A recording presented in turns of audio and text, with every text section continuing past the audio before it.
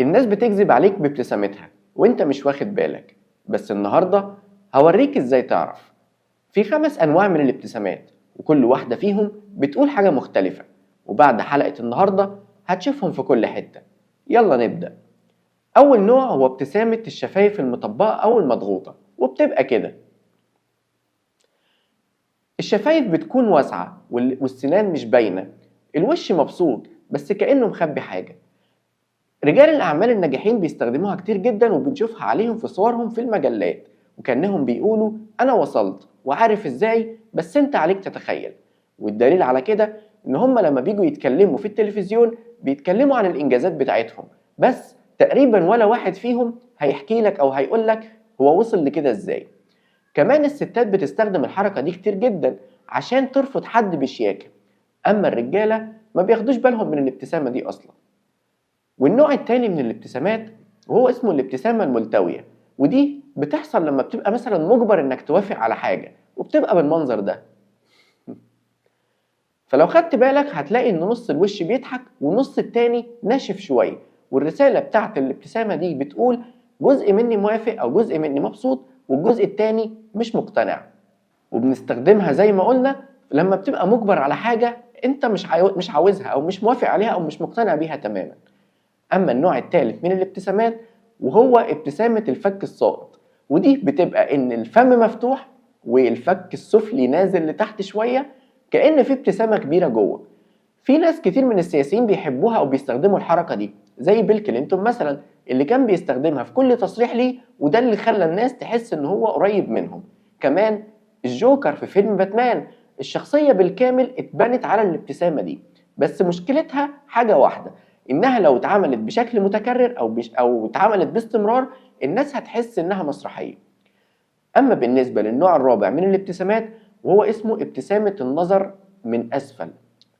الابتسامة دي عبارة عن إن راسك نازلة لتحت شوية وعينك لفوق مع ابتسامة خجولة.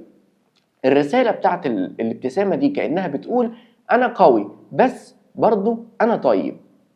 الابتسامة دي كانت بيستخدمها الأميرة ديانا دايما وبصورة مستمرة، وده اللي خلى مليار إنسان يحبوها، وكمان برضو خلى الرجالة كلهم تحس إن هم عاوزين يحموها.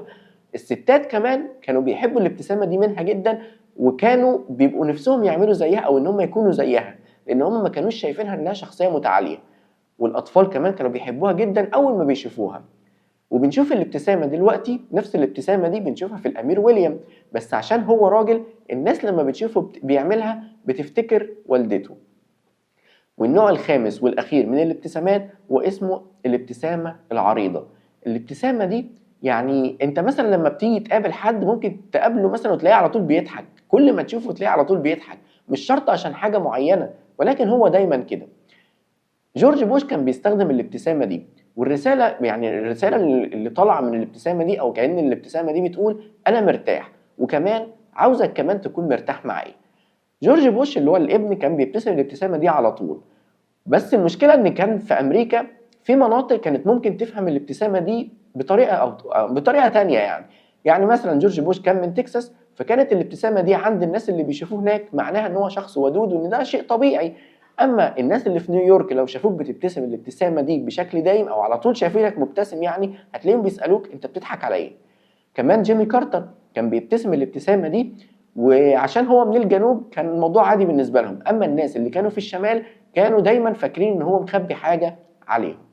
واللي اكتشف الابتسامات دي وعمل بحث عليها عالم فرنسي اسمه دوشان في القرن ال19، واللي من خلالها توصل لحاجه واحده، ان العضلات المسؤولة عن الابتسامة مجموعتين، وهم مجموعة العضلات اللي في الخدين اللي هي مسؤولة انها تحرك الفكين لورا، والمجموعة التانية هي المجموعة اللي حوالين العينين وهي المسؤولة انها بتعمل التجاعيد حواليها، وده زي ما اتكلمنا في الحلقة اللي فاتت، وعرفنا برضو من خلالها ازاي نفرق بين الابتسامة الحقيقية والابتسامة المزيفة.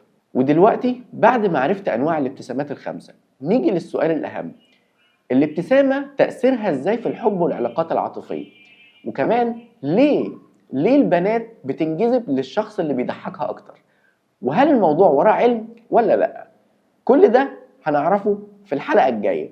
انا امير وشكرا انك وصلت للاخر. سلام.